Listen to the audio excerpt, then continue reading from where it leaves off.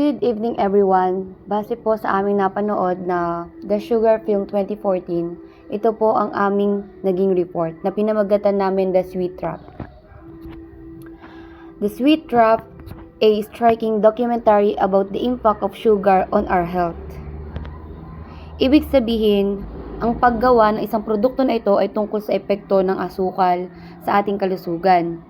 Kalamitan ito ay nangangahulugan sa paglalahad o pagbibigay diin sa mga panganib or nagiging epekto sa sobrang konsumo ng asukal sa katawan ng tao or katawan natin.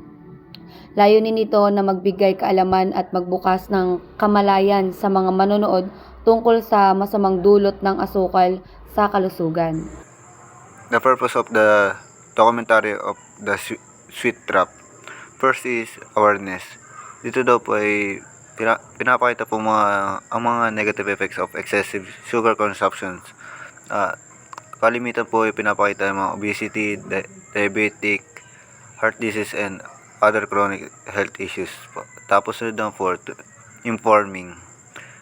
Dito po naman po ay misconception po na about healthy foods. Many consumers believe that low fat or processed food level ay mga healthy foods daw po dahil naka-label na po na bilang healthy foods. Kalimitan po lahat po may mga nagko-contain po ng high hidden amount of sugars po. Kaya po mga nami-misconcept po. Tapos sunod naman po ay change to promote healthy eating habits. Kung saan naman po encourage behavior change. Dito naman po ipinapakita ng mga dietary habits at pagpipili po ng mga healthier foods po, mga low sugar, low fat, ayun po, para maiwasan po mga ibang chronic illness po. And next, we have health risks. Meron po tayong una, obesity or obesidad. Obesity is excessive sugar consumption leads to weight gain. Ibig sabihin, ang sobrang konsumo ng asukal ay nagdudulot ng pagtaas ng timbang na maaaring humantong sa pagiging obese o sobra sa timbang. Halimbawa na lang po nito, kapag kumakain tayo ng sobrang matatamis or iba't ibang klase ng pagkain, basta alam natin na doon mag-gain yung timbang natin, yun yung tinatawag na obesity. Then, meron tayong tinatawag na pangalawa, which is diabetes. Ang diabetes is blood sugar imbalance leads to type 2 diabetes.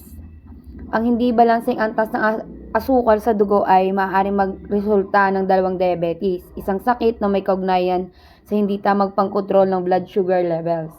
And the last, meron tayong heart disease. Sa heart disease, ito po yung sakit sa puso. Sugar negatively impacts heart health. Ang asukal ay may negatibong epekto sa kalusugan ng puso na maaaring magdulot ng iba't ibang uri ng sakit sa puso. Sugar addiction reward system. Sugar creates is a drug-like effect in the brain. This system is activated by pleasurable activities like eating, social interaction, and exercise. When stimulated, it releases a dopamine, a neurotransmitter that signals a pleasure satisfaction. Kung paano po gumagana po dopamine ay dahil daw po ay kung magre-release daw po ng dopamine ay ito po ay makapag-trigger po ng sugar consumption kung saan po ay gumagawa ng nararamdaman po nung sense of pleasure or kung saan ay naghanap po ng sugar high or naghanap naman po yung katawan ng satisfaction or na-encourage po yung tao na mas kumain pa po ng sugar o mag-consume po. And next is withdrawal. Sa withdrawal, quitting sugar can cause physical and emotional symptoms. Dito po, kapag itinigil ang pagkukonsumo ng asukal, ay maaaring makaranas ng physical at emotional na sintomas tulad ng pananakit ng ulo, pagkabalisa, at iba pa, katulad ng nararanasan sa pagtigil ng ilang nakaka-addict na sangkap. Yun po yung withdrawal. Tolerance. Ang ibig sabihin nito ay tinotolerate ng katawan natin ang pag-take ng maraming sugar. Kaya pag kumain tayo ng sugars, nag-expect ang katawan natin na next time na kakain tayo ay mas mataas ang sugar content na ating kakainin. Kadalasan pag kumain ka ng isa, next time mag-expect ang katawan natin ng mas malaking amount of sugars. Recommendation and conclusion. First, read label. Check the sugar content of the food labels. Makikita ito sa likod or sa harap ng pagkain. Number 2, natural sweeteners. Use alternative like fruits or stevia. Maraming pagkain na matatamis na pwede natin gamitin para maiwasan ang pagka-addict sa sugar. Number 3, water consumption.